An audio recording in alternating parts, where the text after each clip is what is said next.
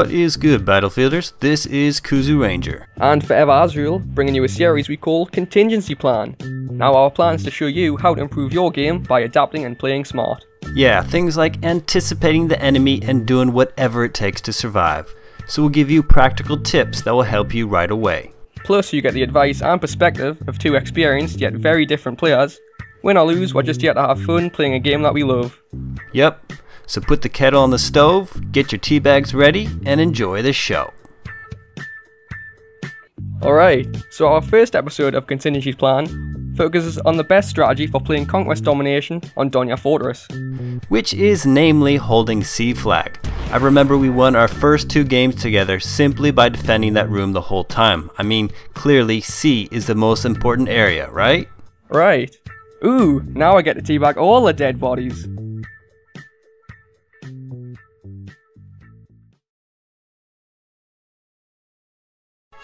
Alright, so let's get right into the gameplay.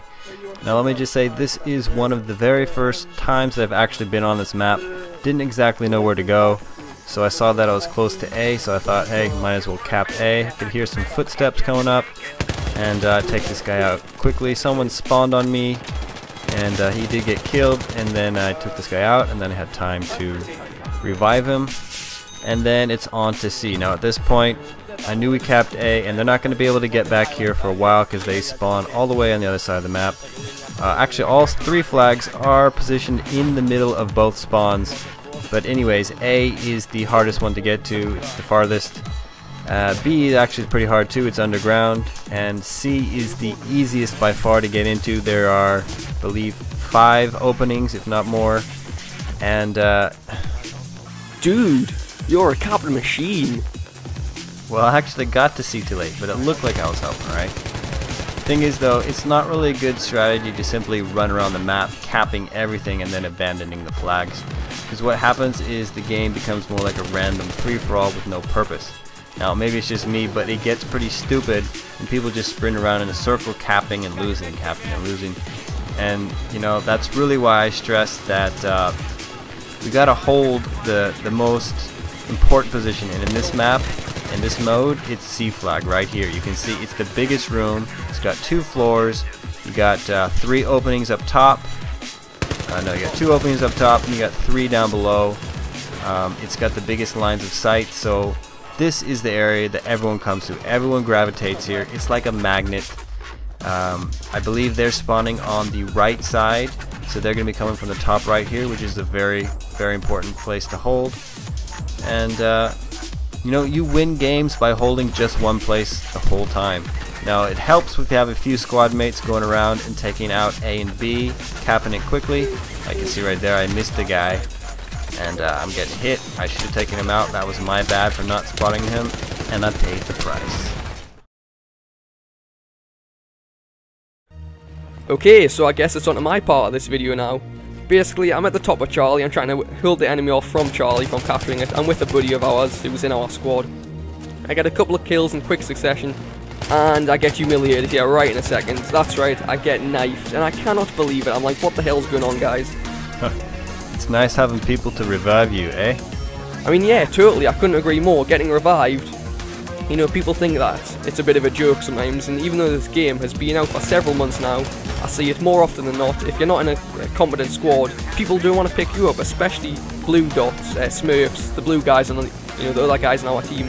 They're just not willing to pick you up. I don't know what's like on other, on the Xbox or the PC, but especially on PS3, people just do not want to pick you up unless you're in the same squad and you're on comms. You know, it's really beneficial playing with a competent squad. It's keys to winning the games, the small things like giving your buddies ammo or giving health, or in return getting ammo and health, and reviving. Reviving is more than just a novelty, guys. It is a very crucial strategy to winning the game. You're remaining alive for a prolonged period of time, and in this video we are trying to demonstrate why holding the Charlie flag on Donya Fortress, Conquest-Domination, will ultimately win you the game. And by getting revived, you're not respawning in, you're not having to wait 5-10 seconds to respawn in and run back to Charlie. You're just able to be right in the action all the time and help your team win the game. So Azrael, why did you stay there despite not seeing any action? I mean, yeah, basically, Kuzu, I stayed up at this area, like I said, to withhold the enemy from capping C. Like we've said already, this is a crucial area of the map. People flock to this area like moths in a nightlight. You know, it's crazy. The enemy come here all the time, our team come here all the time.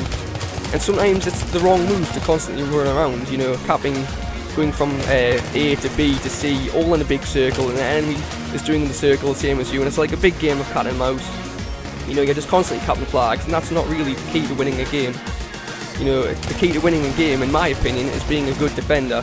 You know, like we get brought up as a kid, the key to winning championships is good defense. The key to winning a game in Battlefield 3 on Domination, for me, is good defense.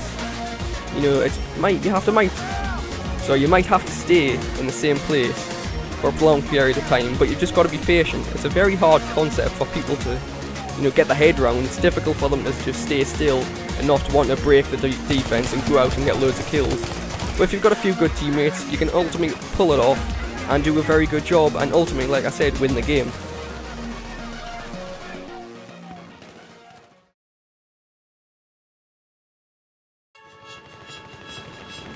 Now for any of you guys who've watched my videos before, you'll know that I'm basically a recon specialist. That's what I like doing the best. When I pick something with a fully automatic weapon like this, it's actually, you know, the weapon is in a sense easier to kill with, but because I know that, I play worse. I play more Rambo, I play more ballsy, and I make a lot more mistakes. So you gotta think what's best for you overall. You got a hard on for that guy, don't you?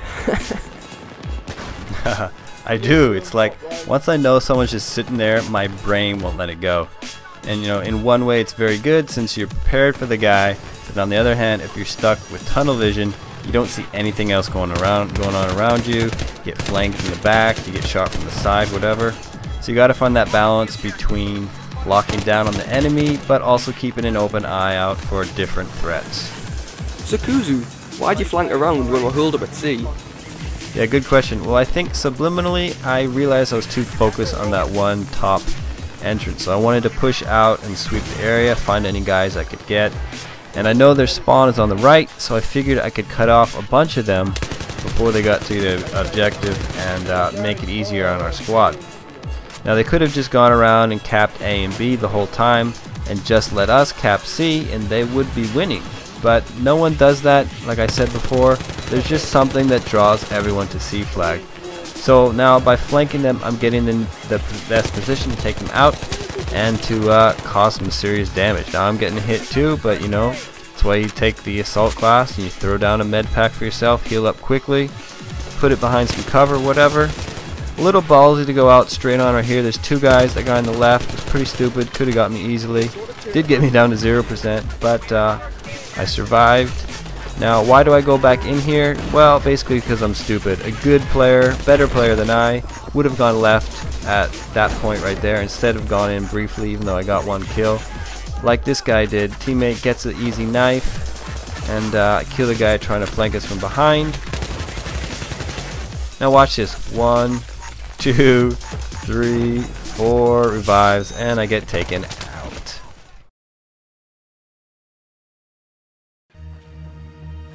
Okay guys, so we're back. It is ForeverAzrael again, and this is the second part of the video. Like the first part when I was commentating, I'm back up here at Charlie. The enemy basically took the flag off of us, and I'm trying to get it back. You know, I'm providing cover fire, killing a few enemies on this left side, on the upper left side, while my team have successfully capped the flag. You know, I'm trying to, you know, hold these guys off, like I said, at the left side. They keep on respawning in. And that's all I want to do in this game. I want to hold Charlie flag with my boots and win the game, because it's, you know, it's not always about kill death ratio. It's not always about, you know, your points per minute or whatever, your score per minute. It's about the win-loss ratio for me. Good God, you're a patient man, aren't you? Basically, the reason why I stayed in this spot for a prolonged period of time is just because, you know, it's a great position. You overlook the whole flag area of Charlie. You can see down below, you can see each side. You can cover both stairways, you can see nearly every entrance of the 5 that enters this dome. So, you know, so many people do take it for granted. You know, getting in the best position and preying on the weak is ultimately what you've got to do in this game. Some people might call it camping, but I call it playing smart. It's an objective-based game. You know, we're holding C. I've got my squad mates up here. I've got Kuzu, who's flanking around the side to take up, you know, kill any stragglers. Me and them's the rules. We're basically holding here. We're doing our duty, our responsibility in this game, and we're holding Charlie. And I think in this video so far, hopefully you guys agreed, we've demonstrated why Charlie is a very good place on the map to hold. So hopefully you guys understand what I'm trying to say. Well guys, that about wraps it up for this episode of Contingency Plan. We hope that you can use the advice in this video and put it into practical use, giving you that slight edge on the battlefield. Now remember, the key phrase for today is playing smart. It pays to be patient and hold your ground. Yeah, so guys, please tell us your reaction to this video. Make sure to leave any comments, critiques, suggestions, and requests below. And don't forget to hit that like and subscribe button. Stay tuned for next episode when we discuss Gun Master Mode. Okay, so we'll see you guys next time. Take care. Peace.